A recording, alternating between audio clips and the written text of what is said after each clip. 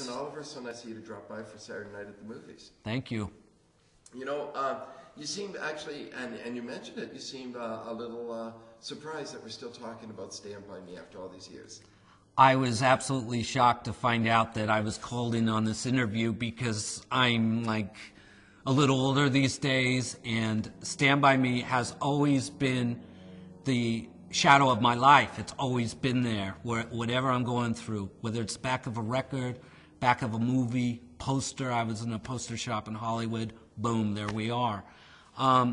But as far as the interview, I think, you know, come on, we're talking some years. Yeah. What do you mean poster? You're in the poster for Stand By Me? Well, I'm actually not on the poster, but I went into a Hollywood store, and there was a still of me and Brad and Kiefer, and that still's used on the back of the record, and that still haunts me. Yeah. Was it a good experience? Working on the film changed my life. I think that it was a growing age film, not just for the characters we were playing, but we were really those guys. It was my first film. I was nervous, very nervous. But when I got with Kiefer and Bradley, Greg, and Casey, we became a niche. And boom, I said, this is what I want to do for the rest of my life. Rob Reiner was an amazing director. I look back at that, I did the film after high school, but I look back at that like high school, because I did it right after high school. So, how'd you land the role? First of all, before I get there, you played. Tell us a little bit about who you played in the film. Okay, I always had a hard time pronouncing the last name because it's French, and I used to go to Rob Reiner, can't we just change Vince's last name? And he goes, no, it has an authentic French thing, so I'm going to try my best with it, but I could never pronounce it. Desjardins. And I said, Rob, I don't like that name. Let's change it to Vince Coolin. Let's change it. Vince McQueen, man. Vince Dean. He wouldn't do it. I'm like, whatever. So you played Vince. Yeah. And Vince is one of Kiefer Sutherland's characters. He hangs around me, and Kiefer Sutherland pretty much rules the roost. Yes, he does. He does. And but Rob told me that Kiefer's the verbal guy of the gang and of course the leader of the gang, but he wanted basically me to be a silent psychopath. But Rob Reiner did a beautiful thing with me. When I met Rob for the audition, I was so blown away because I grew up with All in the Family. I remember All in the Family. My whole family would watch it. I was like a little kid. Oh, I can't even tell you. So when I knew Meathead's going to direct this thing, I'm like, wow. But what blew my mind, I saw Spinal Tap. Before I even got the audition, I'm like, oh, wow, Spinal Tap, yeah. So the whole thing was just magical for me because I grew up watching Rob. And I never really talked about All in the Family with him because I wanted to be cool. I was a young actor, But I was nervous as shit. And Rob, I got called back. I didn't audition for him until 3 callbacks later. And I was so nervous, I just forgot my lines and whatever and just went off. They loved it, and I get called back in, and Rob goes, so Jason, I got a part for you. He didn't tell me. But I need to know one thing. I said, what's that? He says, can you drive a car? I said, yeah, I've been driving since I'm 16. Why, what's up? Can you drive a stick? Oh, absolutely I could drive a stick, no problem. Left the audition, called my mom. Mom, I got the part, but man, I got to drive a stick, man. I get it. What the... Call my agent. He wants me to drive it. Relax, Jason. You can learn how to drive a stick. So all summer, a month before I go to Oregon to shoot this thing, I'm driving my girlfriend's car that's a stick, and I gave it like 6 dents, and I get up to the set, and on the day of that shot of the race car scene, I'm driving a Studebaker. I don't tell Rob that I can't drive a stick. I still know that the camera's going to be on us. I had a nervous breakdown the night before we shot the scene. When I got to the set out on this highway, I saw the Studebaker. This is going to ruin it for folks. Maybe I shouldn't say it. Go ahead. Oh, God, it's going to ruin it. But Steve McQueen talks about it on the jump of the Great Escape, that he didn't do the jump. Same thing. But I was so relieved. I got to the highway, and the Studebaker was on a pool bend. I didn't even have to drive the car. I'm like, great, all I got to do is just act. I like the movie industry. Hell yeah. So, hold on. This is great. So, Rob's in the back seat because he liked to shoot. So, he's in the back seat with me. Great. I'm like totally confident, totally relaxed. And we're ready to shoot this scene. He goes, take one, Jason Oliver, Vince. And right before he says that, because I was a little nervous, because he's in the back seat, I said, oh, by the way, Rob, I really love Spinal Tap. Okay, Jason, we're not there yet. So the interesting thing is that there were only 2 lines in that scene. I said about 50. No, but Rob Reiner, still to this day, loves the line, and I added it because I thought it was appropriate for the character, is that, you're history, man. And at the screening, Rob Reiner goes up and goes, you're history, man. He loved that line. It's not even in the script. How do you get a brand new actor working with someone that you've watched grow up on television, or you grew up watching on television? Yeah. Get the guts to invent your own lines. He was very good about that because both writers of the script were on the set every day to work with the young kids like River and Corey and Will. But Rob Reiner wanted the spontaneity. So every day, whatever the kids said, Andrew would be right there, and they would write down what the kids say, and they would rewrite. There were blue pages every day. You never knew, because Rob wanted, but he was I think what Rob Reiner did with Stand By Me was capture the time of the kids and their lingo. So anytime there was a contemporary lingo, they would have to stop. But a lot of the stuff, like with me, with Kiefer, with Bradley Gregg, we got to invent our own character. And the thing is, too, that I loved about the film is that we were in Oregon with shaved heads, okay? We're pumping out, man. And we hung out like a gang, man. And it was great. I loved it.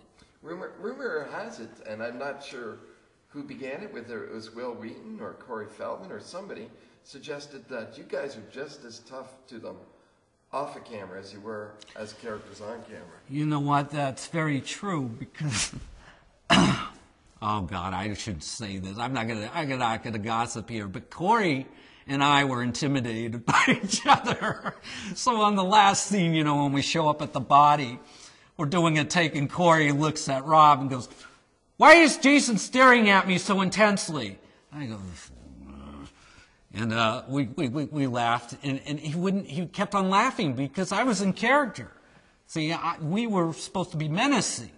So I'm going for it, man. I'm going to rip this kid's head off. And that's the way I always played, but off screen, no. Corey and I were fine. We became friends. But Kiefer and I really bonded. He got a Trans Am, okay? None of us kids had a car in Oregon. He gets, on the day that I meet Kiefer, he comes up to me and he goes, so you're in the gang? I said, yeah. He goes, you want to go for a ride? Boom, we got in the Trans Am, and Kiefer was so gentle, just so nice. You would never know that because he plays such menacing characters so well. But Kiefer and I had a lot in common. Yeah. That's good. Do you still hang? I don't really see Kiefer that much anymore because my life has taken a really big shift in a lot of ways. But I'm happy for him. Bradley Gregg and I are very close. Of course, River. Yeah. We'll get on to River. I mean, you were very young at the time, fresh out of high school. You did say at the beginning of this interview that the movie changed your life a great deal. Changed it from what to what? That's a really good question, and I think that it's important. Like if you ask Richard Dreyfuss, what did American Graffiti do? Or Harrison Ford. I look at Stand By Me like it's in a time capsule. But what it did for me was, first of all, I grew up like that. Okay, let me put it this way: pack of smokes, canned beer, 1976. Okay, all of us kids, we were the younger kids. There was a gang in my hometown, Larkspur, California. Kiefer Sutherland was in that town. I was in that town. The older kids would come around, beat the shit out of us every day. But if you got away from them, you got home safe. But every time us kids got in the town, we were on our bikes. We were the young kids in the gang. They were the older. And what happens in a profound way, believe it or not, I grew up just like those kids in Stand By Me. And you know, I look at that and I go, I know why he cast me. It's part of my childhood. I grew up like that. I never got beat up, though. I got slugged once. But the deal is, that's the way small towns are to this day. Now, the violence is a little different today, and that's a shame, because there were no guns when I was growing up. There was none of that kind of thing. And I think especially back at Stand By Me, it was all about the tattoos and the cars and the cigarettes, you know. My dad grew up like the kids in Stand By Me. My dad actually got into race car driving and all that stuff, yeah. So you know these guys. I knew that. I think the reason why I got the part wasn't because I'm a great actor. It's because that's the way I grew up. You know, I grew up just like that. You know. You understood it was a Stephen King short story. Yeah. Did you realize, think, okay, this is Stephen King. People are going to come to this movie expecting, The Shining, a Stephen King horror, and that's not what they got. Were you worried that people are going to read The original story is based on a short story by King called The Body. And that was the title of our first draft of the script. I look at it like, wow, because I love The Shining. And I'm a huge Jack Nicholson fan. And Kubrick. I didn't really put it to thought until recently, really. I said, holy shit, I'm in a Stephen King movie. Because to me, Stephen King is like, you know. But no, it's really cool, yeah. The story that I remember the writer telling us, is that when they screened the film for Stephen King, yeah. And he was very apprehensive, and he's not easily bought in by the Hollywood glamour or impressed by it or anything, is that he walked away from the screening crying, saying, that's me and my friends, you captured them. That's beautiful. I never heard that before, but that really means a lot, and thank you for sharing that, because I feel the same way. Yeah. I think the actors, and I think that the writers were also deeply moved by that. Let me tell you something about the writers and Rob Reiner. Here's the difference between a great filmmaker and a good filmmaker. Rob Reiner made sure that all of us kids were ourselves, number one. And number two, the writers weren't like in the corner writing. They were hanging out with us. And we loved it. Played softball with them, talked character with them. They wanted to be kids themselves. That's what it was. I look back, I look back, the biggest thing with me about Stand By Me, I just got to say this, because this is a really important thing, is that children still to this day go through that stage. And the biggest thing was going back to see my old friends I grew up with in the town I grew up in, Larkspur, California, for a high school reunion. And my ex-high school girlfriend, her son bought the film because he's at that age. And I thought, my God, more than money, more than fame, what means to me most is how film can affect us. And especially Stand By Me, because if you look at it, this group of kids really loved each other. And I had a group of kids like that growing up. That's why, not just kids, but it really was a humbling experience to know that her son, was watching a movie. Yeah, that's kind of cool. Yeah. There's an unfortunate, ironic element to the film, is that it ends on a very kind of sad note, where it sort of sums up, like American Graffiti did, what happens to everybody. Yeah. And one of the things that happens is the only character that dies young is a River Phoenix character. And as fate would happen, that turned out to be real. How did you feel, first of all, working with River, and then the experience of knowing that he's no longer with us? I watched an interview with Jimmy Dean recently, a week before he died. A week before he died, he was interviewed on his show talking about driving and race car driving. And the interviewer said, "So Dean, do you have any advice for the kids out there today who are driving?" He says, "Yeah, life you might be saving might be mine." And he also said, take it easy on the road, and I trust the racetrack more than I trust the highways. At that particular time, I think Dean was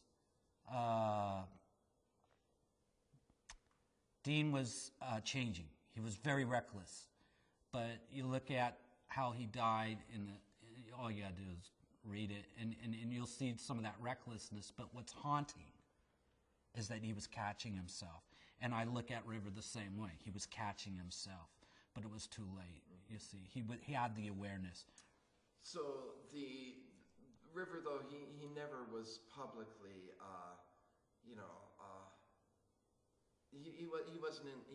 he wasn't comment a lot about public. What am I trying to say? He wasn't bad in public that often. He was pretty well behaved. Oh, he may yeah. have known about his drug abuse, etc. But had he not died that day in front of the Viper Room, your assumption is perhaps that he would have caught himself and he'd have gotten his act together? You know, that's really hard to say because there's a dark side to Hollywood. And this is where I got to put my foot down. It doesn't matter who you are, what you're doing. There's a dark side to Hollywood. Whether you're a bum on the street or a celebrity, okay? Hollywood has a dark side. I got out of it. I got out of it on that level. And when I did, when River died, I said to myself, okay, there by the grace of God go I. Were you still playing the game around that time? No. No? Not anymore. Bradley was very affected by it. You know, there's a scary thing about Hollywood. You know, you ask any celebrity who's been alive from that period of time and you look at, you know, the Corey Haim or Batman, because there's an insecurity that comes along with being a star. And if you look at John Belushi, Jimmy Dean, there's a self-destructiveness that deals with handling a moment that I'm having with you or a moment of being, because we're insecure. That's my take. I'll talk about me. I was scared to death. I couldn't do this interview with you back then. I'd be scared to death. River was very shy. So you look at that element, it doesn't mean you're a drug addict, doesn't even mean you're an alcoholic. It's been part of Hollywood, it still is. You know, but the dark side is that you overshoot the mark. I like what Robbie Robertson says from the band. He was talking about the band and, The Last Waltz.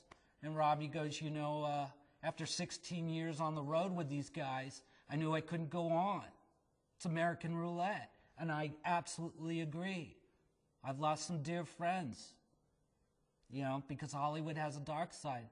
And I'm not in that dark side anymore, And I think that any actor who worked back then, who's working now, would testify with the same thing, I think that River knew about it, and certainly it wasn't something that he was doing for a long time.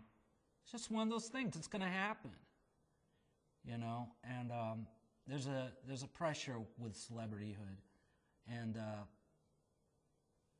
I think he was under a lot of pressure. Talking about the younger and growing up, etc., and you're using Hollywood, and you had me thinking of Phoenix a lot, particularly in his role in Stand By Me. And these four kids, Phoenix, Will Wheaton, Jerry O'Connell, and Kiefer. Sorry. Bradley Gregg. No, Corey. Corey Feldman. They didn't look like the tough guys, would they have ever grown to be the 4 guys or the 5 guys that Kiefer was hanging out with? Oh, you mean when they got older? Yeah, like those guys. Oh, yeah. Oh, so you're paraphrasing to the characters they played in the story. Is there a cycle that goes on in these little small towns that you were telling us about? With those, with the Jerry Connell and Yeah. you could see Feldman maybe growing up to be a tough guy from that film, and maybe Right. Phoenix. Oh, you mean as real people? No, I mean as their characters. Oh, as their characters. And well, I'll tell you about me for a second. For the first 3 jobs I did after Stand By Me, you couldn't see me anything without wearing a leather jacket. I was cast as a gang kid all the way through Class of 1999 to bunch of stuff, 21 Jump Street with Johnny Depp. Bradley Gregg and I did an episode. Oh, God, you're going to love this. We did an episode with Johnny, and I met Johnny back then, man, when we played this punk gang, and Brad and I were on the set. We were already warmed up, and there's an episode of it on Hulu.com, which is a TV. You can look at the episode, man, and it's so 80s. It's so, I mean, because Johnny, he was doing the show, I love Johnny. He's a great guy. Great guy. No, being friends with Johnny, being friends with all the people, Kiefer. Yeah. I mean, does that not provide you with more opportunities to work? Well, yeah, but there's a thing with me, and I think it's kind of guided me maybe in a better direction where I am today. I've never been one to show up in the scene and do that on that level, but we always talked about projects to do. What direction are you in now? What are you doing now? Right now, I just got a book published. Thank you. It's a graphic novel. I've been working on it for the last 10 years. It's science fiction, fantasy, and I just got it out online. So I've moved into writing. I love writing. I've written a 1-act, I made a short film, and so there's no real schmoozing involved, as I guess you're kind of commenting on or what have you. But as far as using, yeah, I mean, I think it's all word of mouth. Like Bradley would call me and go, Jason, I'm going in on Class of 1999. You got to go in on this. Yeah, that kind of stuff, sure. Oh, yeah. I remember Class of 1999. Oh, God. I'm a sucker for those kind of You should show that here. Do a science fiction. It's a cult film now. Yeah, I know. It's a huge. The Japanese kids loved it. How did your character dies in it, right? He's a bad guy in it. Yeah. I have white hair. Yeah. How do you get off in the film? Well, John P. Ryan has to drill this thing in my head, and I go, "You're gonna go to hell, man! You're gonna go to hell!" It's an awful scene. But Mark Lester directed it, who did Commando. Yeah. Bradley and I had a ball. Again, we had worked in Stand By Me, 21 Jump Street, and then Brad calls me and goes, so I walked in the audition with a Van Twilquist dummy. I have 2. I collect old toys. I even have my own dummy website right now with a Charlie McCarthy doll. I didn't know what the hell to do with the audition. I knew it was in the future. I thought, okay, Clockwork Orange, put on some eye makeup, grab a doll, walk in there. I got the part right then. I always pulled stunts. Still do sometimes. The Wizard was a pretty good film. Fred Savage. Yeah. But then again, you're the baddie. You're the tough guy. Well, at that period of time, like referring to your question earlier about, how do these kids grow up? River was in a totally different place than me or Brad, because I think that River had a softness. Brad and I were like Mickey Rourke. Mickey Rourke. That's all I got to say. And I wanted, that's how tough I wanted to be. So, but it wasn't until I got cast in NBC's I'll Be Home for Christmas where I got to play a fragile, not a tough son with Hal Holbrook, Eva Marie Saint. It was a Christmas show. Courtney Cox, Peter Gallagher. Anyway, the whole thing's set back in the 40s, and I got a great part. And it didn't call for a leather jacket. It called for an actor to act. I'm not a tough guy, okay? And from then, my career completely shifted, doing some really cool, nice work. I got sick of the whole leather jacket. But Jimmy Cagney says it. Jimmy Cagney says it. He says the reason why he did Yankee Doodle Dandy is that he got sick and tired of saying the same lines, carrying the same gun, and being typecasted. He broke out. So did Bogart. But sometimes, you get typecast. I was typecasted until I did I'll Be Home for Christmas. Then, but like Mickey or Jimmy Cagney or even Dean or whatever, Brad and I, there's a part of you that's never going to leave. Okay, I'm not saying that I grew up in Brooklyn, but I'll tell you this. I knew some tough kids in my hometown in California, Northern California, okay? And I grew up with that, My boys better back me up here because, I'm not fighting this fight alone, But to this day, no, I'm not a tough guy, and I don't care to be a tough guy. But there was a period of time I look at, well, let's just put it this way. When Sean Penn went through his thing with the photographers, I was like, yeah, baby! When Jack Nicholson went with the photographers, yeah, baby! Because these guys aren't just acting. Well, let's put it this way. To deal with Hollywood, you got to be a little tough for the men. You got to be. It doesn't mean you're going to play tough. I mean, there's a soft part to Mickey Rourke. There's a soft part to my work. There's a soft part to even Stallone. Watch Rocky. He's not playing some, but I like what Clint Eastwood says. It's wonderful. He says after, he did all these Westerns and stuff, he was in a bar and he would get picked fights all the time. Same with Robert Mitchum. I worked with Robert Mitchum's grandson about a year ago, and Bentley told me that Bob Mitchum would always say this at the bar if somebody wanted to, because Mitchum had this thing. And Mitchum would turn out the person and go, okay, well, we'll see how tough I am. I'll tell you what, I'm going to give you the first shot. Go ahead.